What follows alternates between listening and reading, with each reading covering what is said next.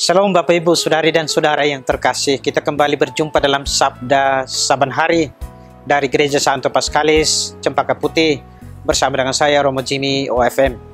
Hari ini kita akan merenungkan bersama bacaan-bacaan kitab suci di hari Minggu biasa yang ke-29, diambil dari kitab Yesaya bab 45 ayat 1, dilanjutkan dengan ayat 4 sampai dengan 6. Bacaan kedua dari Surat Rasul Paulus kepada jemaat di Tesalonika, bab 1 ayat 1 sampai dengan 5b, dan bacaan Injil yang dari Injil Matius bab 22 ayat 15 sampai dengan 21. Mari Bapak Ibu, Saudara-saudari yang saya kasih, kita siapkan hati kita untuk mendengarkan bacaan secara khusus dari bacaan Injil Matius bab 22 ayat 15 sampai dengan 21. Kemudian pergilah orang-orang Farisi, mereka berunding bagaimana mereka dapat menjerat Yesus dengan suatu pertanyaan. Mereka menyuruh murid-murid bersama-sama orang-orang Herodian bertanya kepada Yesus, "Guru, kami tahu engkau adalah seorang yang jujur dan dengan jujur mengajar jalan Allah, dan engkau tidak takut kepada siapapun juga, sebab engkau tidak mencari muka. Katakanlah kepada kami pendapatmu, apakah diperbolehkan membayar pajak kepada kaisar atau tidak?"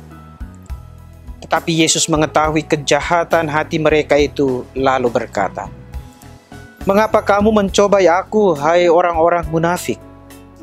Tunjukkanlah kepadaku mata uang untuk pajak itu."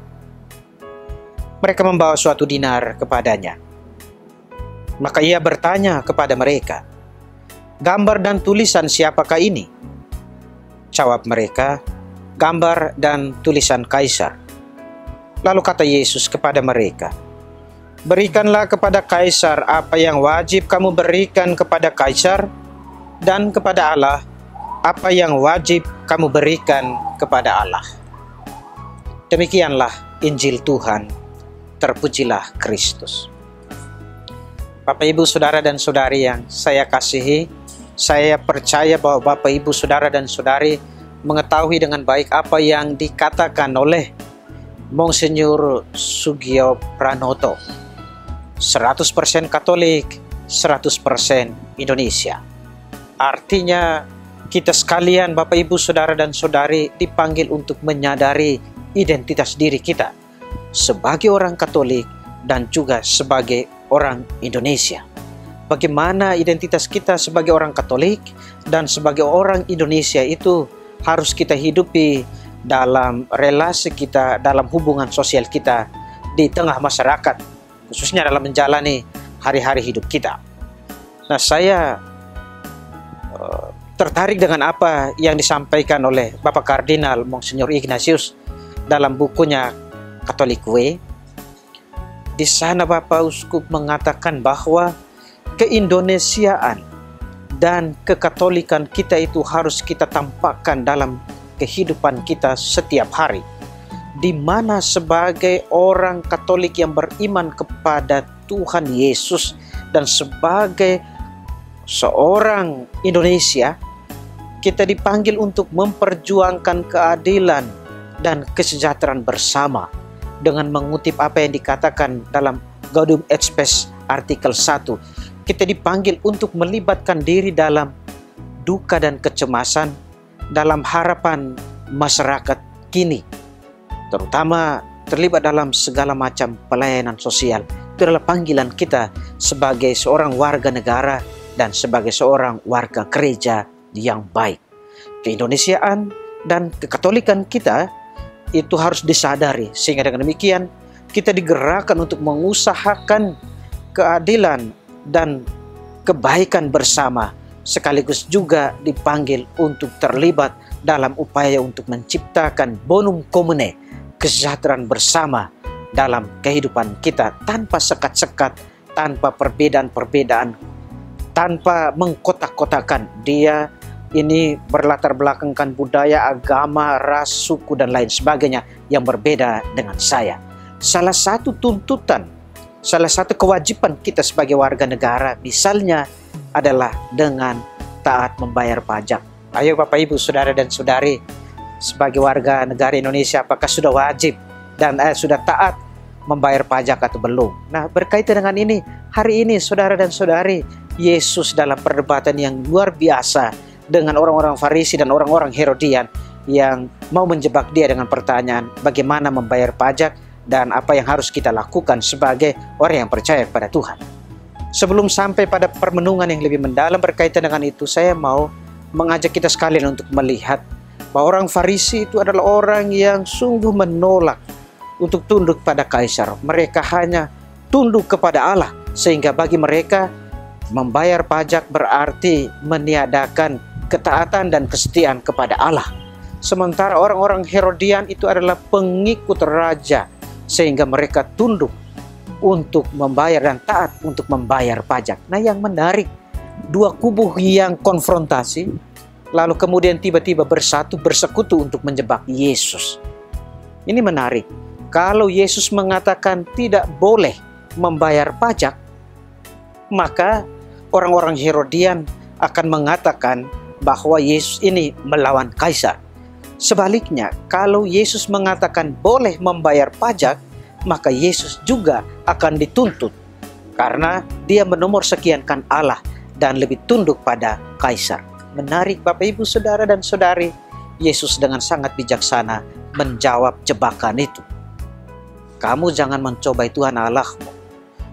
Berikanlah kepada kaisar apa yang wajib kamu berikan dan kepada Allah apa yang wajib kamu berikan.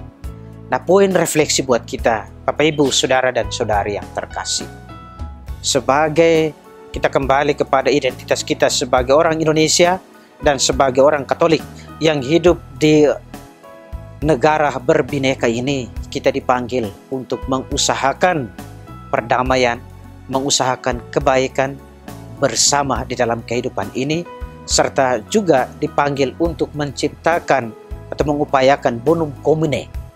Kalau dalam bacaan Injil tadi berbicara mengenai pajak dan sebagai kewajiban kita warga negara, kita harus tunduk membayar pajak baik secara material atau jasmani. Bagi saya, kita juga dipanggil untuk membayar pajak dalam tanda kutip secara rohani, spiritual atau batin. Apa maksudnya? Sebagai orang Kristiani, sebagai orang Katolik, sebagai warga negara, membayar pajak secara rohani adalah kita harus merasa berhutang bahkan bersalah jika kita tidak ikut terlibat atau peduli terhadap sesama saudara yang sungguh-sungguh membutuhkan pertolongan kita. Sikap apatis bukanlah sikap yang baik sebagai seorang Katolik. Maka kita dalam hal ini dipanggil untuk taat, tunduk, dan setia. Juga memiliki kepekaan dan kepedulian, memberikan pertolongan kepada sesama saudara kita yang membutuhkan bantuan. Itu hal yang pertama. Hal yang kedua, kalau gambar dan tulisan kaisar itu tertulis dengan rapi di uang dinar itu, bagi saya gambar Allah juga tertulis dan tersimpan dengan rapi dalam hati dan diri kita. Maka hidup kita sebagai seorang Katolik harus menampakkan kebaikan Allah kepada sesama. Kebaikan Allah dalam sesama, dalam hidup bersama di negeri berbineka ini adalah mencintai sesama saudara yang berbeda dengan kita. Kita dipanggil untuk merawat keberagaman yang ada. Kita dipanggil untuk menjaga persatuan dengan sesama saudara yang ada di sekitar kita tanpa membeda-bedakan. Itu yang kedua. Yang ketiga, mari. Ada intrik yang sangat negatif dari orang-orang Farisi dan ahli-ahli Taurat. Mereka memuji Yesus. Engkau adalah guru yang tidak takut kepada siapapun. Engkau taat dan lain sebagainya. Pujian yang luar biasa. Tetapi maksud dibalik itu jelas. Mereka mau menjebak Yesus. Dalam hidup kita Bapak Ibu Saudara dan Saudari, mungkin kita juga kerap kali memuji orang lain. Padahal dibalik itu kita punya intrik untuk menjatuhkan orang lain. Pujian kita tidak tulus terhadap kelebihan orang lain. Kita hanya mau menjebak dia dan kemudian menjatuhkan dia. Kalau itu yang terjadi, maka kita tidak ada bedanya dengan orang-orang Farisi dan orang-orang Herodian yang hari ini menjebak Yesus dengan pertanyaan. Yang kedua, bagaimana kita berhadapan dengan orang yang selalu menjebak orang lain dengan pujian. Bagi saya, kita punya kebijaksanaan dalam diri, punya rahmat Allah yang bekerja. Mari kita belajar dari Yesus. Menghadapi pujian, jangan sampai kemudian kita melayang, akhirnya kita jatuh pada kesombongan. Menghadapi pujian, apalagi kemudian kita tahu bahwa ada intrik yang negatif di sana untuk membanting kita dalam tanda kutip, untuk menghancurkan kita harus bijaksana. Mengatakan yang sebesarnya dan dengan penuh kerendahan hati, jangan sampai gampang terbuai dengan segala macam pujian. Mari Bapak Ibu, Saudara dan Saudari, kita dipanggil untuk taat, kita dipanggil untuk memberi diri kepada sesama dan juga kepada Tuhan. Semoga dengan demikian kita layak memberikan kesaksian bahwa saya ini orang Katolik dan saya ini orang Indonesia. 100% Katolik, 100% Indonesia.